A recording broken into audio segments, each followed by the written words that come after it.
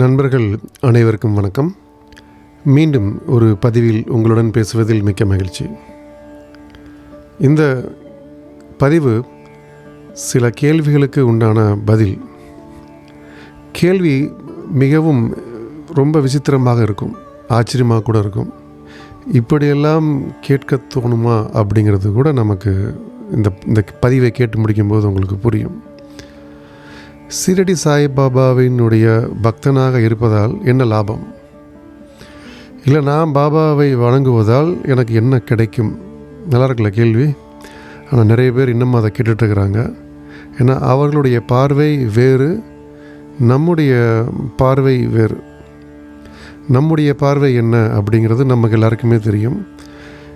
அவர்களுடைய பார்வை, அதாவது பாபாவை வணங்குவதால் நமக்கு என்ன கிடைக்கும் அப்படின்னு நினச்சிட்ருக்காங்க பார்த்தீங்களா? இந்த பதிவு அவர்களுக்கானது. இதை நீங்கள் முழுவதுமாக கேட்டால் இதை நீங்களும் தாராளமாக பயன்படுத்தி கொள்ளலாம், அறியாமையில் இருப்பவர்களுக்கு. சரி, விஷயத்துக்கு வருவோம். பாபாவை வணங்குவதால் என்ன கிடைக்கும்? முதலில் மற்றவர்கள் எதிர்பார்ப்பது போல கோடி கோடியாக கட்டுக்கட்டாக பணமோ இல்லை ஆடம்பர பங்களாவோ மாளிகையவோ இதெல்லாம் கிடைக்கும் அப்படின்னு நம்பிட்டு இருந்தீங்கன்னா அது அவரவர்களுடைய கர்ம வினை. சரி, அப்போ பாபாவை வணங்குவதால் என்ன கிடைக்கும் அப்படின்னா ஞானம் அப்படிங்கிறது ஒன்று கிடைக்கும். ஆங்கிலத்தில் விஸ்டம். இந்த ஞானம் அப்படிங்கிறது என்னன்னு தெரியாமல், இந்த ஞானம் அப்படிங்கிற வார்த்தைக்கு ஒரு உண்மையான அர்த்தம் அப்படிங்கிறது தெரியாமல் நிறைய பேர் இருக்கிறாங்க.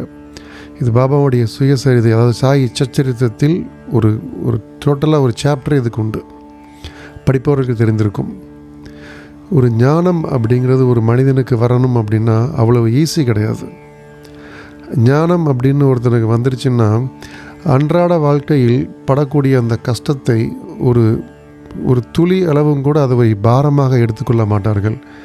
இது நடப்பது அப்படிங்கிறது எனக்கு தெரியும், இது என்னுடைய கர்மா அப்படிங்கிறது தெரியும்.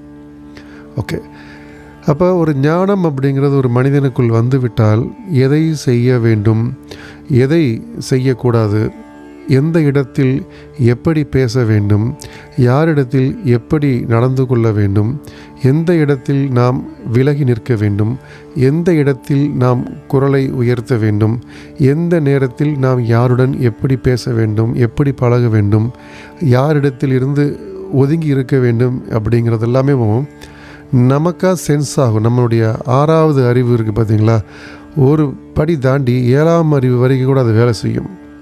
ஏன்னா இந்த ஞானம் அப்படிங்கிறது ஷீரடியில் கிடைத்த ஒரு மிகப்பெரிய ஊற்று, ஒரு பெரிய தீர்த்தம். அந்த தீர்த்தம் நமக்கு கிடைக்கும் பொழுது, இந்த ஞானம் என்ற ஒரு ஊற்றை நாம் கண்ட பொழுது வாழ்க்கையில் நாம் எவ்வாறு வாழ வேண்டும் அப்படிங்கிறது நமக்கு தெளிவாக தெரிய வரும், புரிய வரும். அந்த கோபம் அப்படிங்கிறது சுத்தமாக மறந்துடும்.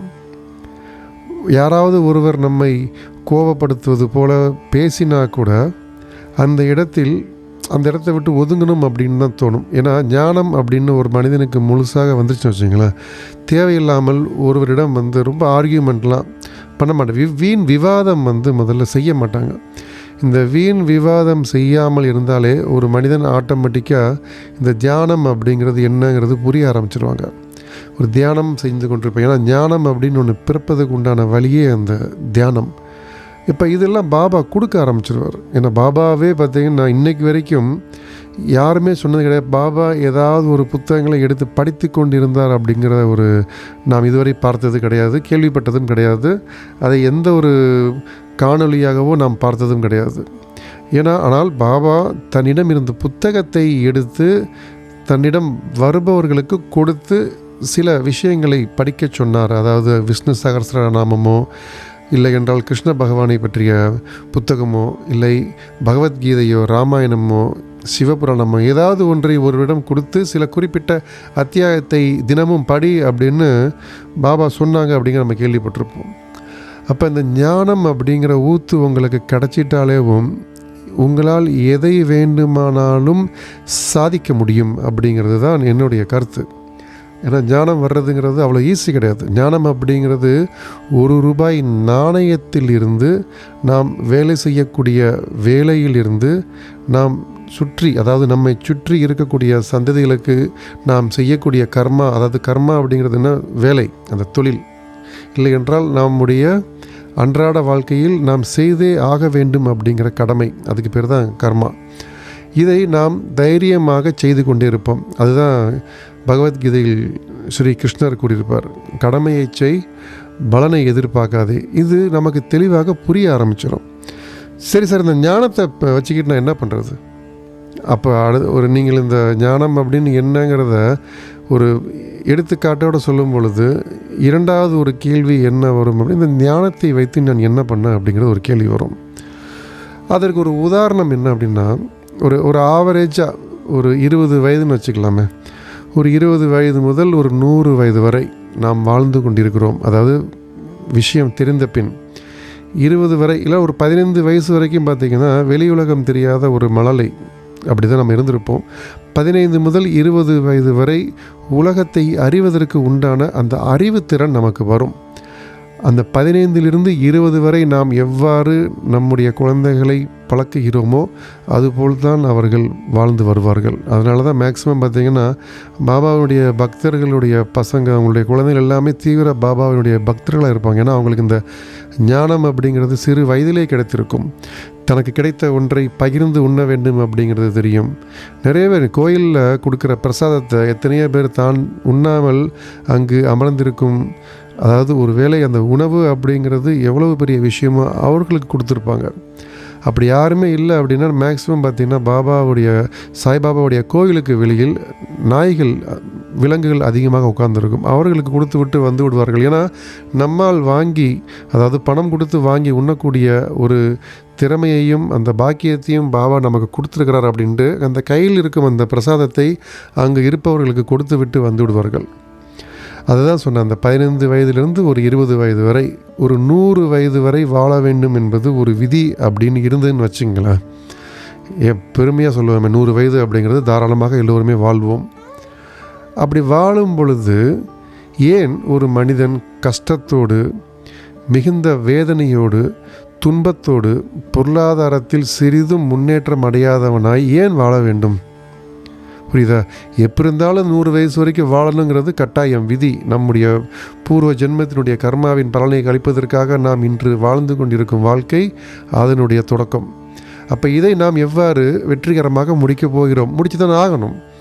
அப்போ இந்த கஷ்டத்தை 100 வயது வரை கடந்து சென்று மீண்டும் அடுத்த பிறவியில் வரும்பொழுது இப்படித்தான் கஷ்டப்பட்டு வரணுமா? இல்லை. அப்போ பிறவியை முடிக்க வேண்டும் அப்படிங்கிறது காலத்தின் கட்டாயம். ஏன் அவ்வளவு கஷ்டத்தோடு முடிக்கணும்?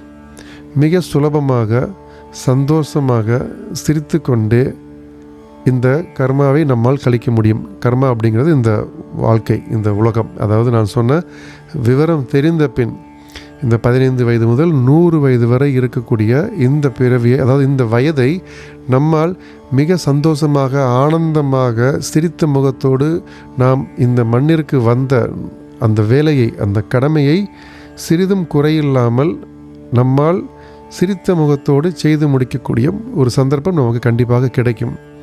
இது இருந்தால் இந்த ஞானம் அப்படிங்கிற ஊற்று நம்மை தொடும் பொழுது, அப்போ ஞானம் அப்படிங்கிறது ரொம்ப அவசியம். ஏன் ஒரு மனுஷன் எப்போவுமே கஷ்டப்பட்டுக்கிட்டே இருக்கான் அப்படின்னா அவனுக்கு அந்த ஞானம் அப்படிங்கிறது அது இல்லாமல் இருப்பதால் தான். ஞானம் அப்படின்னு இன்னும் நிறைய பேருக்கு தெரியாது. ஞானம் அப்படின்னு அது பியூர், அந்த விஸ்டம் அப்படின்னு என்னங்கிறது நிறைய பேர்த்துக்கு இன்னமும் தெரியாமல் இருக்கிறார்கள். அவர்களுக்கு தெரிவதற்கு உண்டான வேலையை நாம் எடுத்து செல்ல வேண்டும். அது நம்முடைய கடமையும் கூட. இப்போ ஞானம் அப்படின்னு ஒன்று நமக்கு வரும் பொழுது எதையும் தாங்கக்கூடிய ஒரு இதயத்தை இந்த சத்குரு சாய்பாபா நமக்கு கொடுத்திருப்பார். அதை வைத்து நம்மால் எதையும் சாதிக்க முடியும் அப்படிங்கிற ஒரு நம்பிக்கை. அதுதான் சொன்னேன், பாபாவினுடைய பக்தர்களுக்கு அவர்கள் எதிர்பார்ப்பது பணமோ, மாளிகையோ, ஆடம்பரமான வாழ்க்கையோ அது எதுவுமே கிடையாது. இந்த ஞானம் என்ற ஊற்று, இந்த ஞானத்தை வைத்து இவர்களால் அவர்களுடைய அடுத்த சந்ததிகளை மிக நல்லவர்களாக, ஆரோக்கியமானவர்களாக இந்த சமுதாயத்திற்கு அவர்களால் அளிக்க முடியும் அப்படிங்கிறது என்னுடைய ஆழ்ந்த நம்பிக்கை. ஏன்னா ஒரு சமுதாயத்தை, ஒரு நல்ல சமுதாயத்தை இன்று நாம் நம்முடைய செவிகளில், காணொளிகளில், செய்தித்தாள்களில் நாம் வாசிப்பதை பார்க்கும் பொழுது இது போன்ற ஒரு சமூகத்தை தான் நாம் இனிமேலும் வாழப்போகிறோம். நம்முடைய குழந்தைகளும் வாழப்போகிறார்கள். அவர்களுக்கு நாம் எதை எடுத்து சொல்ல வேண்டும் அப்படிங்கிற பக்குவம் வந்துடணும். மனிதனை மனிதனாக மதிக்க வேண்டும் என்ற பக்குவம் எல்லாமே ஒன்று தானே. நம்முடன் என்ன இருக்கிறது, இதுதான் நம்முடைய எதிரில் இருப்பவர்களுக்கும் இருக்கிறது. இது வெறும் எலும்பு, சதை, இரத்தம், நரம்பு, முடியுடன் கூடிய ஒரு உடம்பு அப்படிங்கிறது புரிய வைக்கும் பொழுது அன்பை பரிமாற்றம் செய்வார்கள். அதுதான் அன்பே சிவம், அன்புதான் கடவுள் அப்படிங்கிறது தான் பாபா சொல்லாமல் அத்தனை பேர்த்துக்கும் சொல்லிகிட்டு இருக்கிறாங்க. இந்த அன்பு அப்படிங்கிறது பாபாவுடைய பக்தர்களுக்கு எளிதாக புரிய வரும், தெரிய வரும், அனைவருக்கும் சொல்லிக் கொடுக்கக்கூடிய கடமையும் வரும். இதுதான் ஷீரடியில் வாழ்ந்த அந்த மகான் நமக்கு, அதாவது எங்களுக்கு, பாபாவுடைய பக்தர்களுக்கு அன்றாடம் கொடுத்து கொண்டிருக்கும் ஒரு மிகப்பெரிய ஒரு பொக்கிஷம் இந்த ஞானம். இதை அடைந்து விட்டால் எதை வேண்டுமானாலும் அடையலாம் அப்படிங்கிறது தான் எங்களுடைய நம்பிக்கை. இந்த நம்பிக்கை உங்களுக்கும் இருந்தால் தாராளமாக நீங்கள் பின்பற்றலாம். அடுத்த ஒரு கேள்வி வரும், ஏன் சார் ஷீரடி சாய்பாபா மட்டும்தான் ஞானம் கொடுப்பாரா, மற்றவங்க யாரும் கொடுக்க மாட்டாங்களாங்கிறது ஒரு கேள்வி. நான் மீண்டும் சொல்கிறேன், இப்பொழுது நாம் எதை படித்து அறிந்து அதில் அறிவாற்றல் நிறைந்தவனாக விளங்குகிறோமோ, எடுத்துக்காட்டாக இப்போ ஒரு மெக்கானிக்கல் இன்ஜினியர் அப்படின்னா அவனுக்கு அந்த மெக்கானிக்கல் இன்ஜினியரிங் மட்டும்தான் எல்லாமே தெரியும். மற்ற சப்ஜெக்ட்ஸ் இருக்குங்கிறது தெரியும், ஆனால் ஆழ்ந்த ஒரு அறிவு அதில் இருக்காது. அதுபோல் தான் ஒரு மெக்கானிக்கல் இன்ஜினியராக இருக்கிறவனுக்கு அது மட்டும்தான் தெரியும். அதுபோல் தான் பாபாவை வணங்குகிறவர்களுக்கு பாபாவை பற்றி மிக அருமையாக தெரியும். மற்றவர்களிடம் எப்படி நடந்து கொள்ள வேண்டும் அப்படிங்கிறது தெரியும். அதனால்தான் எல்லா இடத்துலையும் ஞானம் கிடைக்கலாம். ஆனால் நாம் எங்கு இந்த ஞானத்தை பார்த்தோமோ அதை மற்றவர்களுக்கு பரிந்துரை செய்வது சிறிதும் தவறு கிடையாது. காணொளி புரிஞ்சிருக்கும்னு நினைக்கிறேன். பாபாவின் பக்தர்களுக்கு யாருக்குமே கிடைக்காத ஒரு மிகப்பெரிய பொக்கிஷம் இந்த ஞானம் அப்படிங்கிறது கிடைத்திருக்கிறது. மீண்டும் ஒரு பதிவில் நாளை சந்திப்போம். நன்றி, வணக்கம்.